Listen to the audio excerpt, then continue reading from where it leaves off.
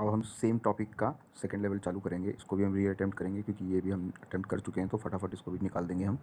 तो सबसे पहले पूछता है where can you find the zonal headquarters of East Central Railway. तो हमें पता है ईस्ट सेंट्रल रेलवे हमारा यहाँ कहीं होता है, उसमें हाजीपुर है। आवाज़ कम कर देते हैं ज़रा। ड्रिप इरीगेशन, तो इसमें मैंने पढ़ा तो it's helps in saving water and fertilisers. Oldest mountain in India, ये तो सबको पता है, हमारा अरावलीज है। और सलसट्टे आइलैंड मुंबई में है, मतलब महाराष्ट्र में है। और the coast of Tamil Nadu and Andhra Pradesh known as Coromandel coast. ये देखो, कोंकण महाराष्ट्र, गोवा और कर्नाटका को बोलते हैं।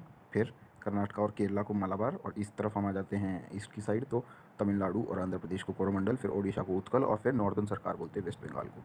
आगे बढ़ते हैं तो सवाल है sugar cane, wheat and rice. तो sugar cane, wheat and rice के लिए हमें पानी चाहिए, इरीगेटेड फार्मिंग, जिसमें हमें 80 से 200 सेंटीमीटर का इनसफिशियंट होगा। इस area rainfall is between 80 to.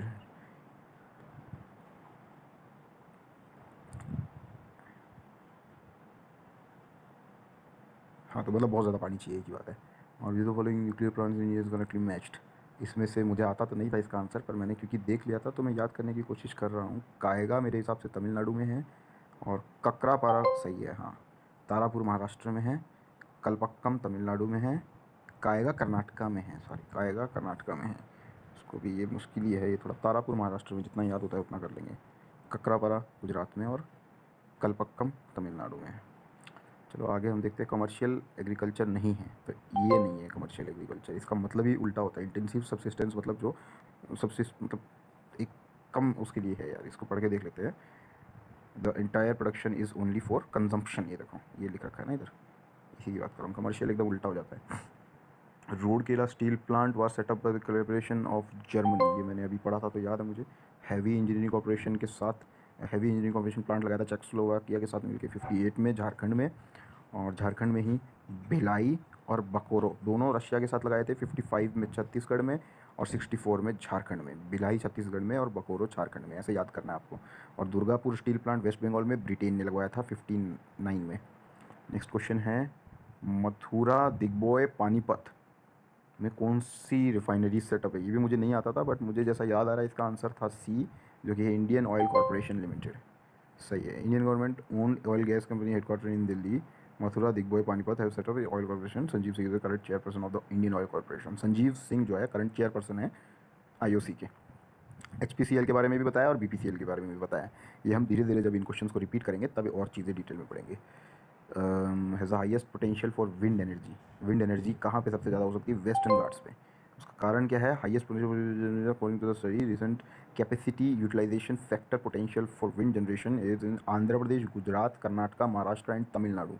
और ये वेस्टर्न घाट्स पे बता रखा है। It is a UNESCO world heritage site and is one of the 8 sports of biological diversity in the world. Anaimudi इसका हाईएस्ट पीक है वेस्टर्न घाट्स का। ठीक है, तो वेस्टर्न घाट्स की बात हमने यहाँ की। ईस्ट वेस्ट कॉरिडोर जो है हमारा, वो हमारा सिलचर से लेके पोरबंदर तक है। सिलचर जो हमारी जगह है, पोरबंदर तो आप सबको पता ही होगा गुजरात में है, जहाँ पे गांधी जी का जन्म हुआ था। और सिलचर जो है वो असम में है, यहाँ लिख रखा है। ठीक है। और भी चीज़ें इसमें लिखिए। National highway 27 is associated with east west corridor. National highway 44 is associated with north south corridor. तो नॉर्थ से साउथ जो है 44 है। श्रीनगर टू कन्याकुमारी स्लैश कोची, ये है north south 4000 kilometre. 44 national NH 44, NH 27 east west Silchar Porbandar. Okay, 3300 kilometre, याद रहेगा ये सब कुछ। डेमोग्राफिक डिविडेंड क्या होता है? 16 से 64 साल जो लोग हमारे लिए काम करेंगे। प्रयागराज हल्दिया वाटरवेज, ये हमने पिछले क्वेश्चन पेपर में भी, प्रैक्टिस में भी सॉल्व किया था। 1 इसमें और भी लिख रखे हैं, ये देखो, ये 1 है प्रयागराज से हल्दिया। ये गंगा नदी पे, गंगा, भागीरथी और हुगली, तीनों पे बता रखा है इसको। उसके बाद सादिया धुबरी वाला 2 है, ये इधर असम की साइड है, ब्रह्मपुत्र नदी पे है ये। National highway number, national waterways 3 Kottapuram से कोल्लम, ये वाला, ये 3 है। ये हमारा वेस्ट कोस्ट कैनाल, चंपक्कारा कैनाल और उद्योग मंडल कैनाल, इन 3 कैनाल्स पे बना हुआ है यहाँ केरला की साइड, कोट्टापुरम से कोल्लम से। और नेशनल हाईवे नंबर 4 जो है हमारा, वो ये वाला है, Kakinada Puducherry stretch of canal, Krishna और गोदावरी पे बनाया हुआ है। इसमें और जो आप पढ़ना चाहते हैं देख लें, बहुत ही ज़्यादा नाम लिखे हुए हैं यहाँ, बस कृष्णा और गोदावरी याद रखेंगे तो ज़्यादा आसान रहेगा। कृष्णा गोदावरी पे ये है, ये केरला में बना हुआ है। और नेशनल 2 ब्रह्मपुत्र में है, असम में, और वो तो हमने देख लिया 2 बार। Greatest land area comes under which of the following categories, करो तो क्रॉप लैंड, इसका details 50% area is devoted to agriculture practices. ठीक है, नेक्स्ट इनकरेक्टली मैच्ड पूछा है। तो हमें पता है महारत्ना इंडियन ऑयल कॉर्पोरेशन क्या एक महारत्ना है? मेरे हिसाब से यस है। एयरपोर्ट्स अथॉरिटी ऑफ इंडिया हमारी नवरत्ना नहीं है। Airports authority of India was granted mini Ratna category 1 PSE status by the government of India in 2009 February। तो ये नवरत्ना नहीं है, एयरपोर्ट्स अथॉरिटी ऑफ इंडिया है, मिनी रत्न है। In India territory coals occur in Assam, Arunachal Pradesh, Nagaland and Meghalaya.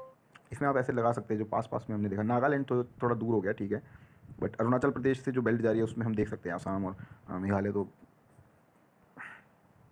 पता हो तो ज़्यादा अच्छा है। येलो केक किसको बोलते हैं हम? क्या यूरेनियम को बोलते हैं? यस, येलो केक यूरेनियम को बोलते हैं, यूरेनिया भी इसको बोल रखा है। An extract of radio active mineral uranium is Urania. ठीक है, यूरेनियम के ऊपर हमने पीछे भी क्वेश्चंस किए थे।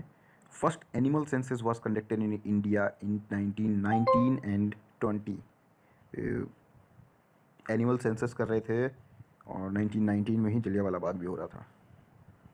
तो क्या कुछ चल रहा था? सब साथ ही में चल रहा था। Which of the following states और union territories has highest density of population?